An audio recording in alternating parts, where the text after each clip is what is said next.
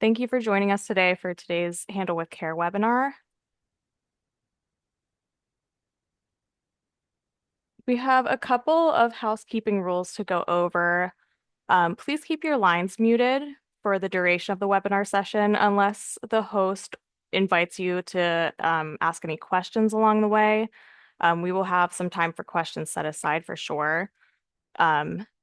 If you have questions, please use the chat to ask them as they arise, and then whichever ones we don't talk about during the presentation will be answered at the end. If you have any technical issues, please email us at obctta@jbsinternational.com. Recording and presentation slides will be sent out. The meeting is being recorded now. So within the coming weeks, you should receive those and be on the lookout for a post-webinar survey as well.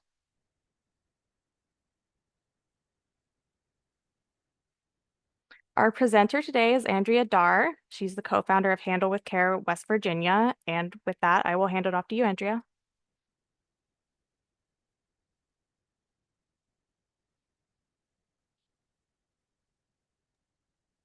Hello, everybody. Thanks for joining us today.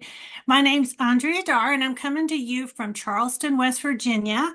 And just a little note, my internet went out today because there's so much rain, and I'm using my phone as a hotspot. So if something happens and I fall off, I'll do my best to get back on, but that's what's going on.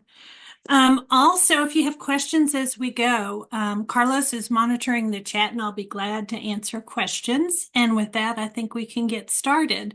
Can we back up one, Heather, please? I just want to tell you a little bit about myself, and there's my contact information, my email, my cell phone, and that's how you can get a hold of me. A little bit about my background is that my background is victim assistance. I started out as a CASA volunteer, court-appointed special advocate for abused and neglected children. I went on to do direct services at the Kanawha County Prosecutor's Office. So in that capacity, I sat in on all the felony preliminary hearings to basically see who was struggling, who didn't understand what was going on. And I did that for several years, helping victims process all that in the courts.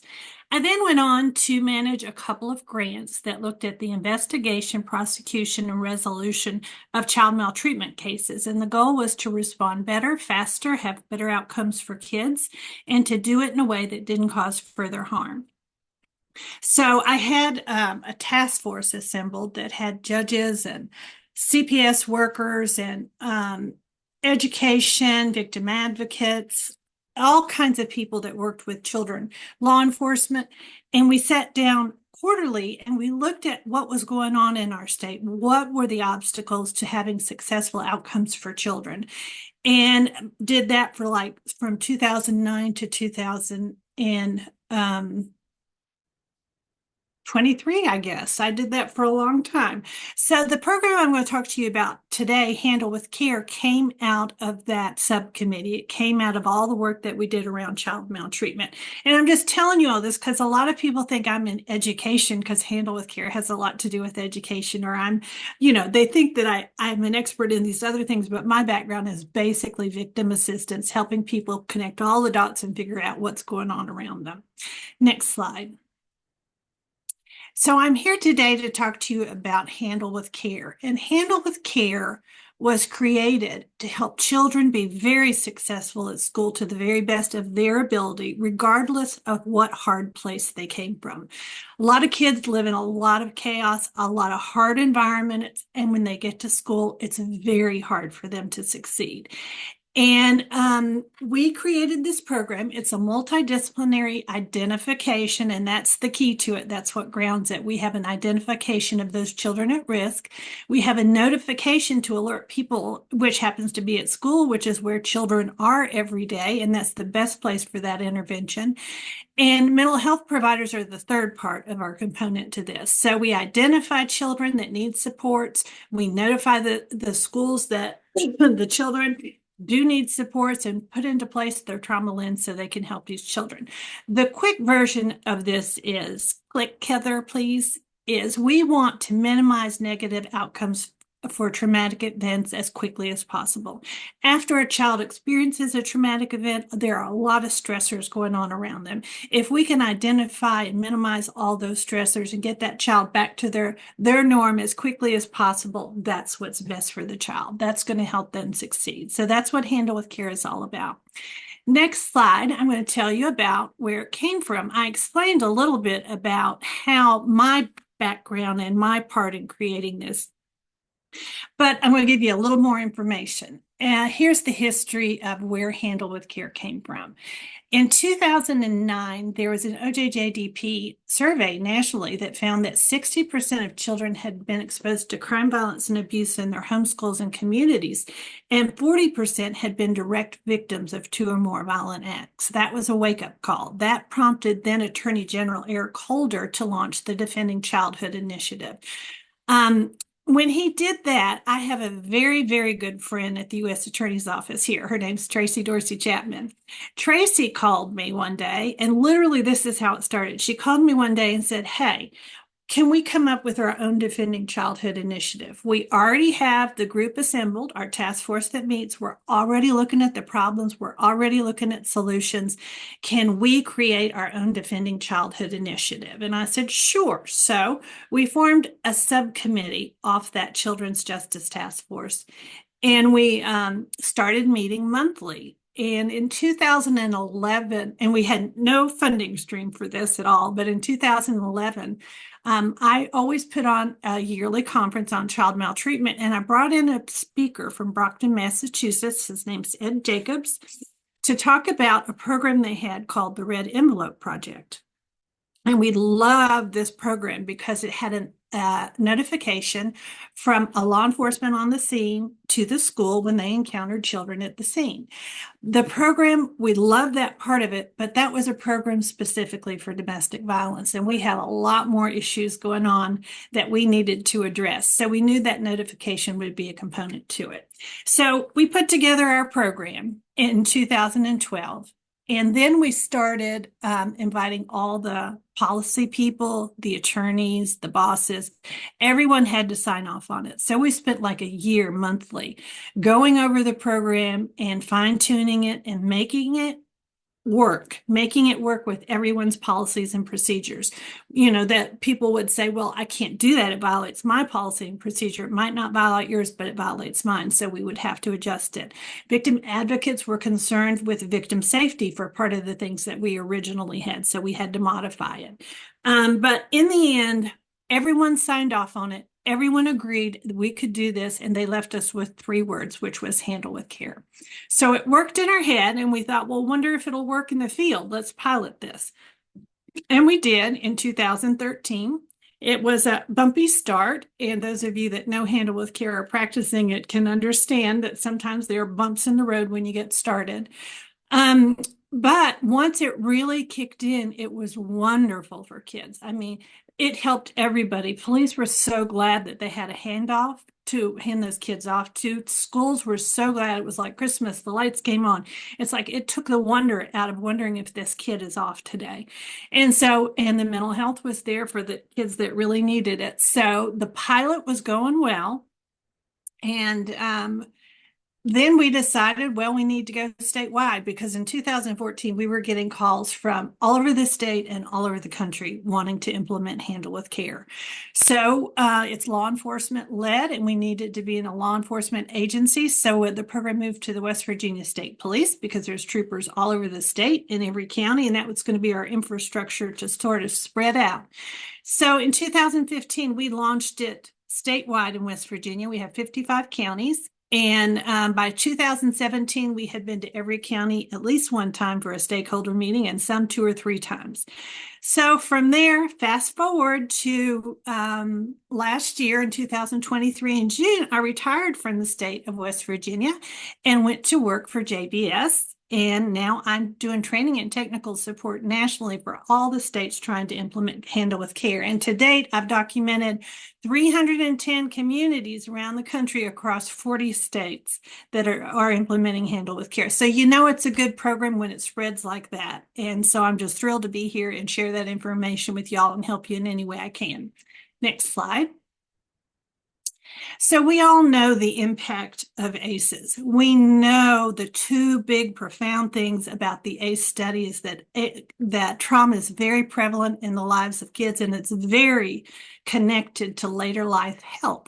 I was, though, really taken by the last statistics on this slide that children, ACEs can affect learning and classroom with children with three or more ACEs are 5 times more likely to have attendance issues at school, 6 times more likely to have behavioral problems, and 3 times more likely to experience academic failure. That's the research, that's what we're dealing with, and that's what we need to address through Handle with Care. The problem is traumatized children struggle. They struggle for all kinds of reasons. But they struggle. But that trauma literally undermines the child's ability to learn. It's hard to take in, process, and retain information in a traumatized state. It's hard to form relationships. If you're being hurt by the people that are taking care of you, you do have trust issues. It's going to be hard for you to trust people at school, the peers and the adults. And it's just hard to function in the classroom.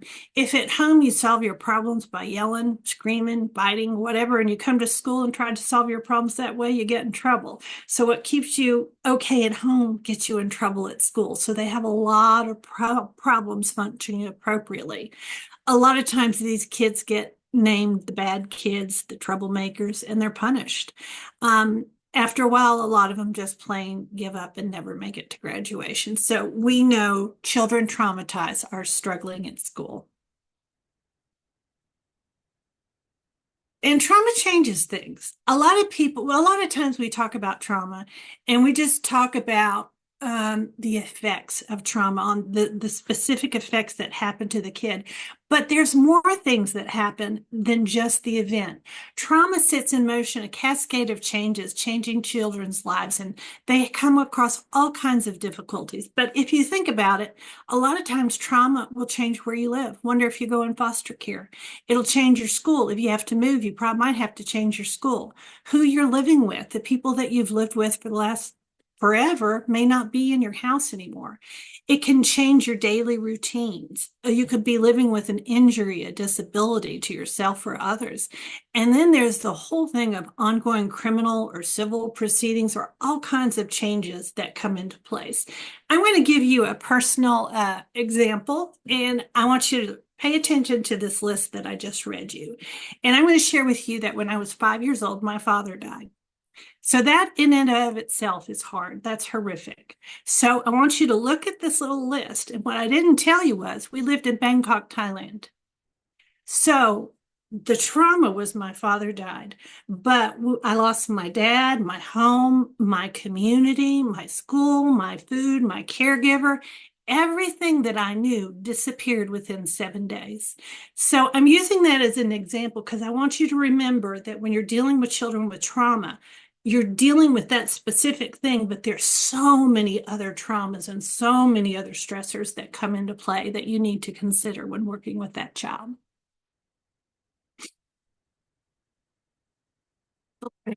I used to have a big light switch on this slide because it literally turns it off. It's out of the control of a lot of kids. If you're stuck in survival mode, you're not thinking about 2 + 2. You're thinking about how you're going to survive. So because of that, because you're not able to learn in the classroom, there's a higher rate of absences. I watched our school superintendent one time on a Sunday morning news show say the biggest problem we have is just getting those kids to come to school.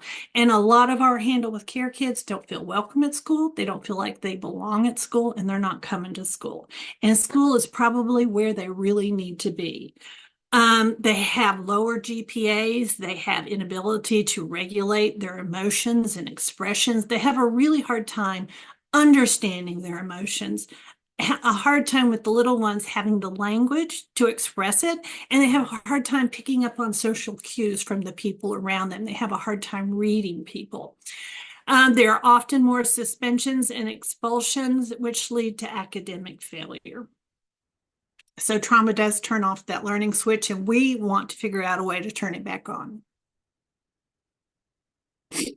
schools are important settings to respond to trauma. But, that's the one place that kids are almost daily, and they even have a ride. Most places have a school bus to get those to kids. So when we created Handle with Care, we knew the intervention needed to be at school because that's where the kids were, that's where the resources were, and that's where they had a ride to. And often school, I think people forget about this, is the only safe place in this child's world. A lot of times it truly is the only safe place. Schools are have tremendous power to further distress or even traumatize a child or buffer the impacts of the trauma. And I'm going to explain that a little more as we go and give you an example of that. But not understanding trauma and not knowing what children have to go through to get to school sometimes creates really difficult situations at that school. And Handle with Care wants to address that. Education positions children for success. I always say we just want to get kids to school and we want to keep them in school. The longer in the school, the more opportunities they have in life.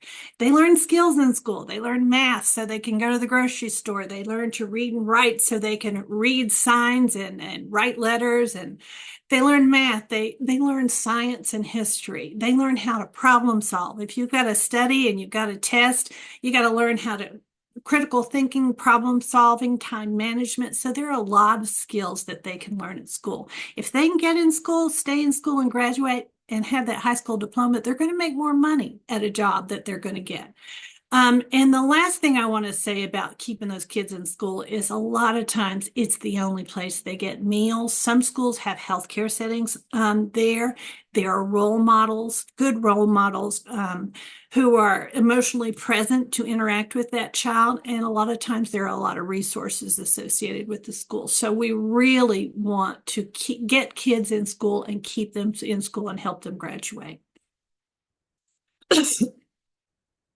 Now I want to explain a little bit about why we created Handle with Care. And I use this slide to explain how different people approach the drug crisis. And I'm in West Virginia, as I said, and you've probably read in the news that we have had tremendous challenges like you all have with the drug crisis. But the drug crisis here, I read a Pulitzer Prize newspaper article, and I copied down some quotes to share with you today to explain why we had to Handle with Care. Well, first of all, before I get to that, you probably know West Virginia is a coal mining state. People can make a really good living in West Virginia working in the coal mines. It was dangerous work, but it was good work and good pay. So in the mid 90s, there were approximately 100,000 coal jobs in West Virginia. By 2019, there were 14,000 coal jobs in West Virginia. That's a dramatic loss. I'm telling you this to say poverty plays into a lot of what I'm going to talk about today. And we lost a lot of drugs with the coal mines closing. The poverty combined with the drug crisis is what created this terrible storm in West Virginia that on children, and it's why we had to do something. When I say we had a drug crisis, from 2007 to 2012, drug firms poured 780 million painkillers into West Virginia. A population of 1.8 million people. I'm going to say that again, 780 million painkillers. That's 433 pills for every resident in West Virginia. There's a little small town in southern West Virginia called Kermit. It has a population of 392. A single pharmacy got 9 million hydrocodone pills over a period of 2 years. A town of 392. In Huntington, West Virginia, from 2006 to 2014, 81 million pills went into Huntington with a population of 90,000. And on August 15th, 2016, from 3:25 to 7 p.m., 26 people overdosed in Huntington, half of them in one apartment complex. So when you look at those statistics, you understand there were so many pills and drugs coming into West Virginia, combined with what I explained about losing jobs, and that combination of poverty and pills created this storm for the children in West Virginia. And it created a storm for all the disciplines that work in this field.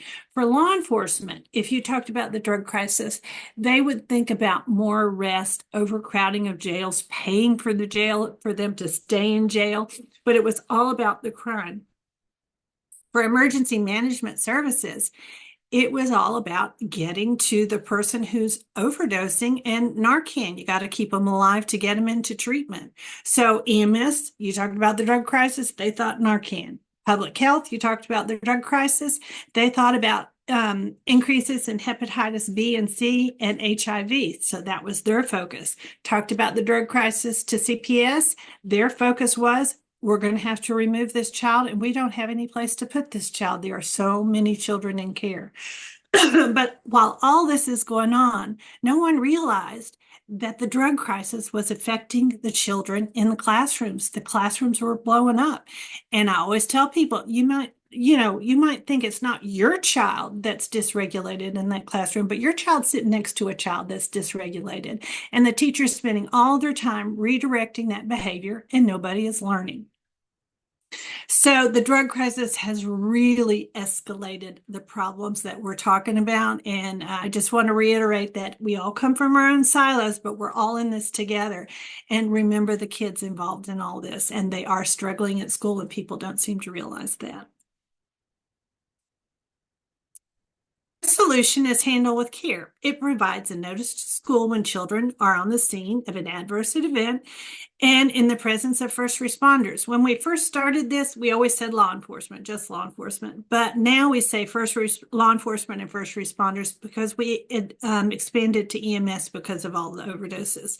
So when these first responders are on the scene and there are children present, we're asking the first responders to send a notice over to the school. The simple notice can result in supports for the kids and increase their well-being and academic success. So our solution is, you're at the scene, there are children present. And when we first started this, we weren't too smart. We would say, if you think a child's been exposed to a traumatic event, please send a notice. That was the wrong thing to do. Who are we to judge a child's trauma? So now we say, if children are present, check the box. Yes. If yes, name, age, and school. So that's our solution, the first part of our solution, but that's not the only part of Handle with Care. A lot of people, when they hear Handle with Care, they simply think the notice, they focus on the notice, they put all the work in the notice, and they forget all the work that needs to be done on the back end. So let me give you an example before we go any farther. It's 2 a.m. 911 is called. They come to a scene. Maybe it's a domestic, maybe who knows what's going on there, but children are present. Maybe one of the adults there are arrested. Maybe one of the adults goes to the hospital. And the child, do they go maybe next door to grandma's or to a neighbor? Maybe they pack up some stuff in a bag and go into foster care. But odds are, where is that child the next day? School. Odds are they're at school. And so they've been up all night, they've been moving around all night, they're probably tired, they're probably hungry, and they come into the classroom. And the teachers and staff are completely unaware of what has happened to this child. And guess what? Child doesn't have their homework. They didn't study for the test. They can't stay awake. They're asleep in their first 5 minutes. They can't pay attention. And, you end up wondering, what's wrong with this kid? This is a chronic thing. Why can't they do the simplest thing I asked them to? And the student, I don't have my homework. I'm worried about my mom and dad. I couldn't study for the test. I'm tired and my belly hurts. They can be staring. Oh, this slide's gotten a little mixed up, but anyway, you get my drift. Teachers and staff don't understand what's wrong with that child, and the student, if they're asleep 5 minutes into class and you get a handle with care notice, you're going to know that they weren't up playing video games all night long, right? Something happened to this child and we need to help them. I'm not saying it's always coming into the classroom and teachers are hard on kids. I'm just saying it's frustrating on the kids. It's frustrating on the teachers. Everyone is frustrated when you don't sort of understand what needs to happen that day. Next slide. This is a great example of what I'm trying to talk about. So the kids at school, the teachers and staff don't have any idea what's going on. Look at the kids' little suitcases, invisible suitcases, homelessness, hunger, and sickness. And they're in the hall trying to figure out what they need to do, doing their best, and they're asking, could someone help me with these? I'm late for my math class. Kids come to school with backpacks full of weight and invisible weight that really hinder their ability to function at school. I said earlier, a lot of people think the handle with care process. They just think notification. Okay, police and first responders are on the scene. Children are present. I'm going to get their name, age, and school and send that notice over to the school. And that is very important. They initiate the process. We don't have a program without them, but it's much more than that. After that notice goes, it's not okay to identify a child and not be prepared to help them, not have the resources that they need. So the second part of our program happens at the school. Schools prep trauma-sensitive supports for the identified children coming into class that might need a little support. So what does that mean? It means that schools and staff learn about trauma, what it does to a developing brain, what it looks like in the classroom, and what they can do to mitigate the negative effects of that trauma on that child so that child can feel safe and learn that day. For most kids, basic things can help calm that child down. We're talking food, maybe some sleep, maybe some clean clothes. When we piloted our program, there was a washer and dryer there and a closet full of clean clothes for those kids that needed it. Maybe it's connection to a caring adult or a buddy that day, but just a little extra support can really help that child calm down and feel safe so they can focus. But about 10% of the kids needed to talk to a mental health provider. So the third part of our program is partnering with mental health providers and asking them to make services accessible at the school. When we started this, we created a therapy room, and it was like with parental permission, kids could get services at the school. So we identify the child, we support the child, and we bring in extra services should that child need it. That's the handle with care process, all three parts. Don't ever forget the second and the third part. It's very important. I want to back up a little bit about first responders. They initiate the process. We do not have a program without them. And the only ask is name, age, and school. That's all we want are those three things, and we want that sent over to the school. But think about it. Before handle with care, if first responders were at the scene and children were present, they had one tool in their toolbox. One tool. What was that? It was to make a mandated report. Most children don't rise to that level. Consequently, they never get identified and they never get services. So those children at the scene over and over and over with first responders, but the first responders don't have any way to help those kids or direct those or to help, just basically help those kids. Handle with Care changes that. It enables first responders to identify a kid in need who could be traumatized, who might need extra supports, and send that to the school. So now they have two tools in their toolbox. They can make a mandated report. They can send a handle with care, but these kids are going to be identified and these kids are going to get services should they need them. I want to make it very clear that handle with care notices do not take the place of a mandated report. Don't ever confuse those two things. A mandated report has to be made for the children that meet that criteria, and a handle with care notice will never take the place of that. So when we started handle with care, We had to figure out how to get that notice to the school.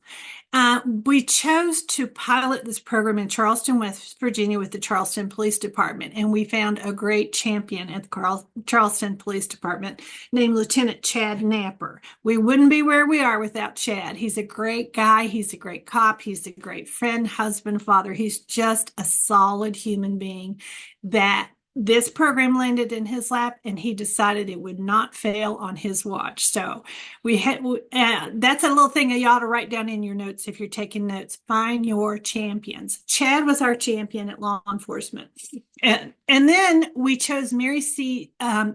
Snow Elementary School because that was the busiest law enforcement car in Charleston. And we thought, if we're going to pilot this and want to see if this will make a difference, this is the place to do it. And we found our champion at Mary C. Snow, and her name was Miss Alio, and she was the school nurse. And she totally understood what we were trying to do, because all the little kids ended up in her office with belly aches, with headaches. She had one little kid I witnessed came in every day with a little sore finger. So our pilot was set in motion, and then we created this handy dandy little form, and it's the handle with care notice to send for the first responders to send to the school. And I noticed I would be doing trainings and people would say, I got a handle with care notice, and I didn't know what it was, but I knew exactly what to do. And I had put some wording on this form, and it says the child referenced below was on the scene of a police incident in the last 24 hours and might exhibit academic, emotional, and behavioral problems. Please handle with care. And that was enough for those who hadn't, it's for the messages that hadn't trickled down. It was enough for them to figure out what they needed to do.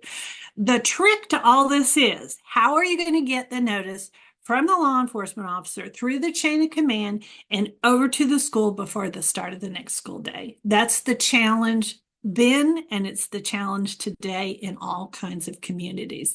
You want it to get there before school starts. It's so much easier to prevent a meltdown than to try to put that classroom back together. So Handle with Care is enabling schools and staff to be proactive instead of reactive, and that can happen when we can get that notice there in a timely fashion. First responder responsibilities. A lot of times I've learned through the years that first responders think we're asking a big ask. It's not a big ask. We're asking you to provide that notification of name, age, and school so the school can handle that child with care. Obviously, first responders on the scene, there are things you can do. If you can try not to handcuff anyone in front of the kids, that would be good. If you try not to interview in front of the kids, that would be good. We want to minimize as much trauma there as possible. But what Handle with Care is asking you is only 3 words: handle with care and name, age, and school. We want you to, when you hear exposed to trauma, like I said, when we started, we said, if you think the child's been exposed to trauma, send the notice. We quickly learned, no, that's not how officers think. They don't think. They check the box. They do what they need to do and move on to the next thing. So again, check the box. Children present, yes or no? If yes, name, age, and school. No details about the event are ever given to the school. Ever, ever, ever. That's not what this is about. This program works because you understand trauma. If you understand trauma, you don't need the details. If we gave you the details, we would violate all kinds of policy and we wouldn't have a program. So again, no details are given. Maintain confidentiality of students and families. We're really, really big on that. We want to respect families, respect their privacy. All we're trying to do is make sure that that child has extra supports the next day should that child need it. Things to think about. If your agency leadership is not on board, this is not going to work. And I'm talking agency, no matter what agency, first responder, school, whatever. If it's not important to the leaders, it's not going to be important to anybody else. So you really need to find that champion, like I said, and get them on board. You need to put a caring person in charge of the notices. What do I mean by that? You can't teach passion. You have to put people in charge of sending and receiving that notice that truly understand what you're trying to do and understand how important this is. When we started the program, We did not give feedback to law enforcement. That was not very smart. We're asking them to do something, but they have no idea what happens after they do what we ask them to do. So it's very important to give feedback to first responders, like at those Handle with Care quarterly meetings. Bring school staff and first responders together and discuss what's working, what's not working, and because of the notices, what they were able to do and how they were able to help children. Also, Handle with Care is a great way to demonstrate first responders' compassion in their communities. I told you Lieutenant Napper was our champion when we started. Well, he not only was sending the notices, he was asking his officers, hey, you got to eat lunch too. Why don't you go down to the school? Why don't you take your motorcycles, your bikes, and your cars? Let them see, the kids see your equipment and hear about what you do. What Chad was doing is he wanted those children to see law enforcement when nothing bad was going on, because most of the time children only see law enforcement when something bad's going on. So it's a just great way to connect with your community. A couple more things about the Handle with Care notice. These things you need to remember. These are very important. I've told you already, but I say it over and over and over again. It's only 3 words. I know people want more information. I know that they think it would be more helpful, but we cannot do that. You can't, no details are ever given. It's only those 3 words. It really does need to arrive before the next school day. At school, it's a need to know basis. It's not everyone's business at the school. It's usually goes to the principal or their designee, because first thing in the morning is the busiest time for the principals. And then it goes only to the teachers working with that child and the school counselor and the school nurse. We never use fax machines because they're usually in very public places and we don't want that information out there. So again, need to know basis at the school. It never stays in a child's permanent record. That's not what this is about. This is about getting to the child as quickly as possible and making them feel safe so they can learn. So never keep a record of that.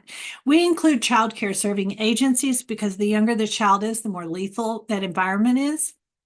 And I want you to remember, this does not indicate that the student experience a criminal event. It indicates that the student experienced an adverse event, and not necessarily criminal.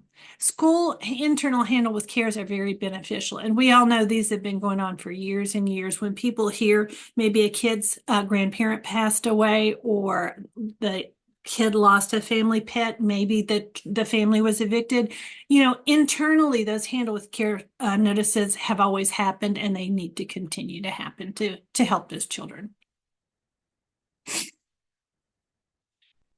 I've already covered this, but I want to reiterate, it only goes to the people that work with that child.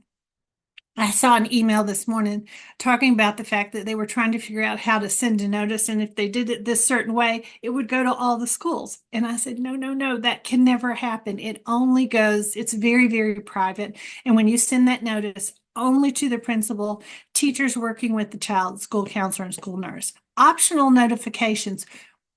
For instance, the superintendent in this county, Kanawha County, the superintendent, when we started this, wanted to be copied on every Handle with Care notice. And he followed up calling the school to say, were you able to help that child? If so, what were you able to do? Another optional notification is child care serving agencies. And that can be a little tricky. But a lot of times the school counselor can just pick up the phone and make the call and pass that Handle with Care notice along. At the school, I know this sounds counterintuitive, but at the school, when you receive the notice, it doesn't mean you approach the child. The last thing a kid wants is to walk into school and everyone's on them. So there's no need to approach the student on the matter. This alert is for observation only. If the student self-identifies, that's a whole different story, but it's not your business to dig for more information. So there's no pressure to do anything. You're there to be a silent observer, prepared to be proactive instead of reactive. And there's no reason to call the students' parents, caregivers, or do a home visit. Teachers and staff to be therapists, we're asking them to just do a couple of things. The child needs just a couple of things. for the most part. And that's first to feel safe. And that's physical and emotional safety. A child can look in your eyes and see whether or not they're safe with you. So, first and foremost, they need safety. Secondly, they need connections to really good role models, caring adults, someone that they know will have their back if they need him. And thirdly, they don't know, a lot of them, their social emotional learning is a priority for these kids. They don't know how to read emotions. They don't know how to act appropriately. They don't know how to behave. So we need to have some patience with that. Anything you want that child to know, you're going to have to teach them. But the pillars for trauma informed care are safety, connection, and social emotional learning. This is a great slide to just explain the trauma lens. Handle with Care literally is a little program that helps you turn on the trauma lens with what you're seeing. In a traditional view, a child acting out, you see them, they're acting out. What you're really seeing is an emotionally dysregulated child. If you see a child with anger management problems, maybe you're looking at a child that's trying to figure out how to get out of this, what they're going to have to do, fight, flight, or freeze. If you see a willful or naughty child, maybe you're seeing a child that has adaptive patterns of behavior. That's just how they figure things out. That's how they survive. You may think you see a manipulative child. Well, maybe they're just trying to figure out how to get their needs met. If you see an uncontrollable child, this child is in need of skills to self-regulate. If you see a child not paying attention, have you thought about the fact that they have to pay attention to everything to survive? And that's very hard to stay focused when you have to pay attention to everything.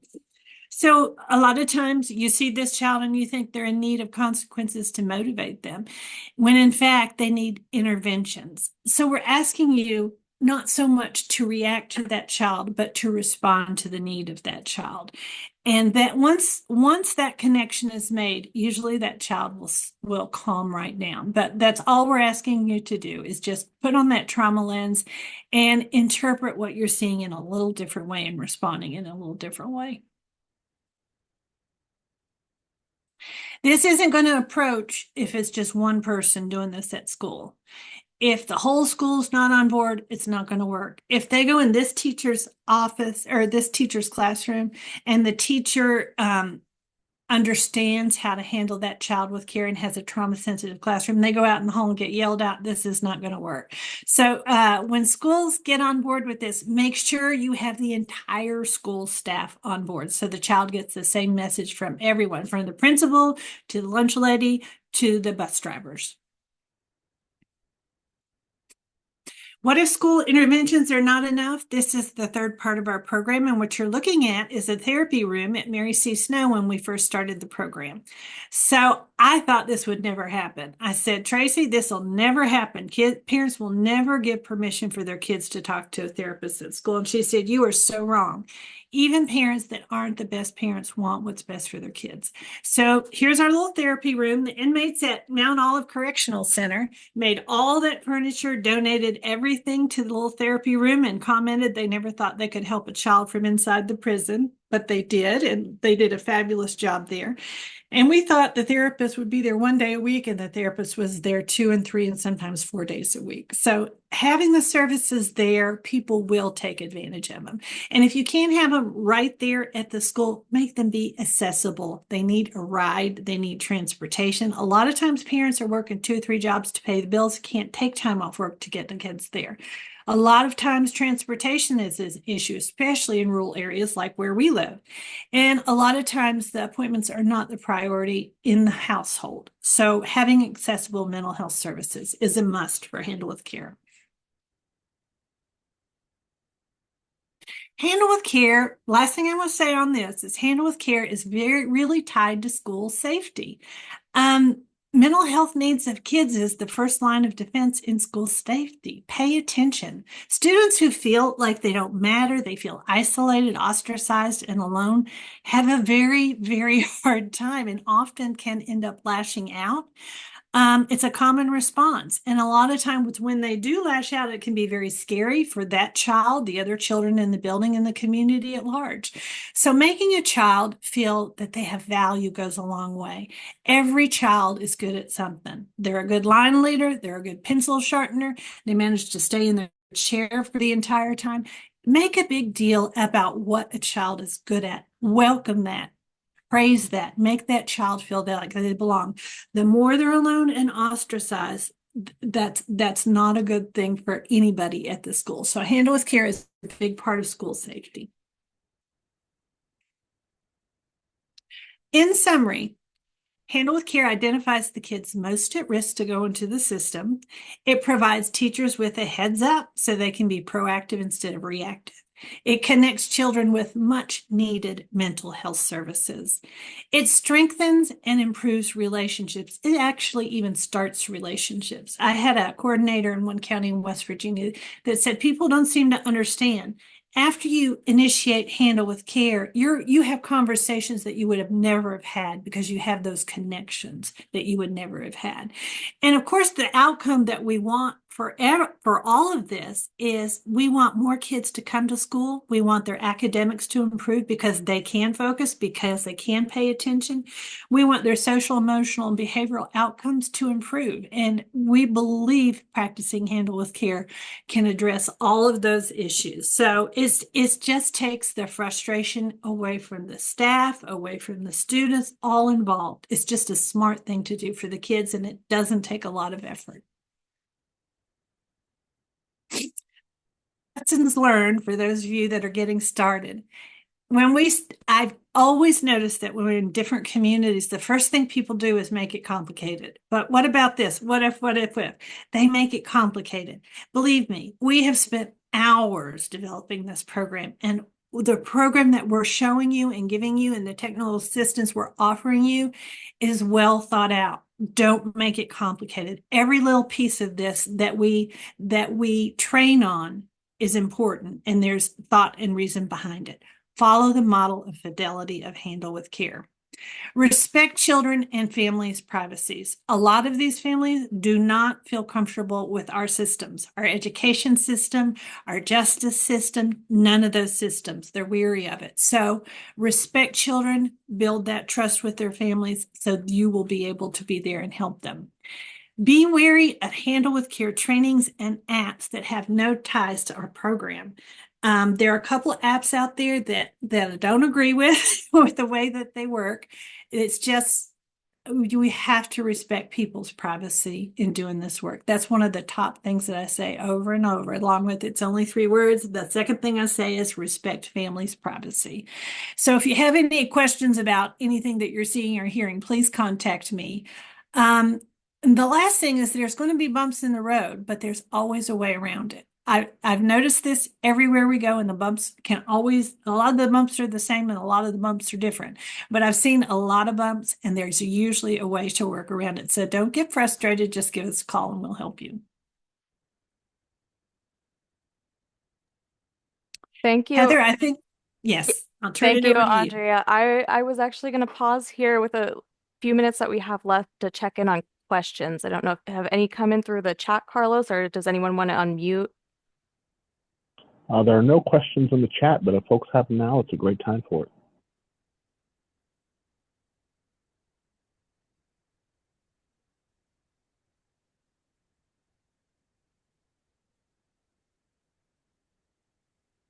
Any questions, anyone? The program, like I said, is all over the country now. And, the country is very different. And I've seen the program get, it's in San Diego, California. Can you imagine that? The 10th largest school district in the country. So I've worked with people all over the country, rural North Dakota, Florida, Oklahoma. So there's Handle with Care is in communities everywhere. And it's not hard, it's not complicated, but you have to pay attention and follow that model of fidelity. And I'll be glad to help you in any way I can.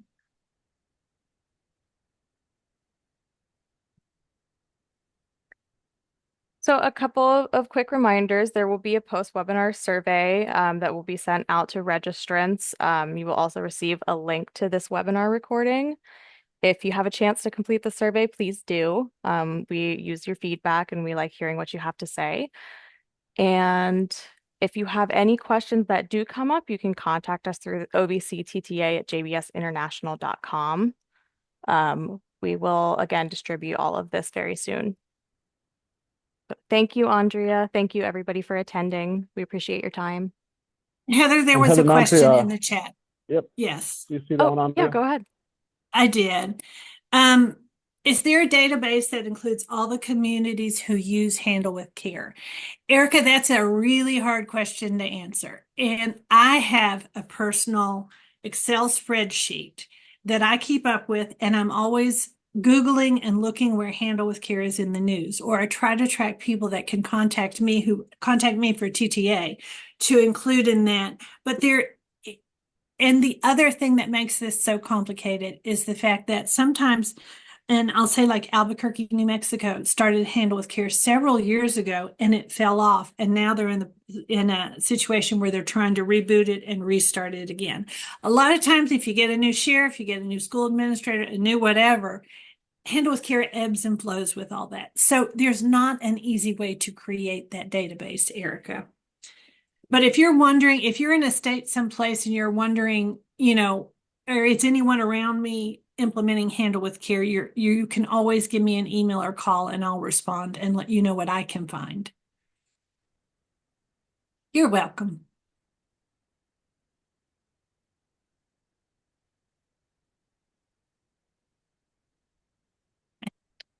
There. Okay, thank you again, Andrea. We appreciate your time. You're welcome. Thank you. Thank you, everyone. You're welcome. Y'all have a good day. You too.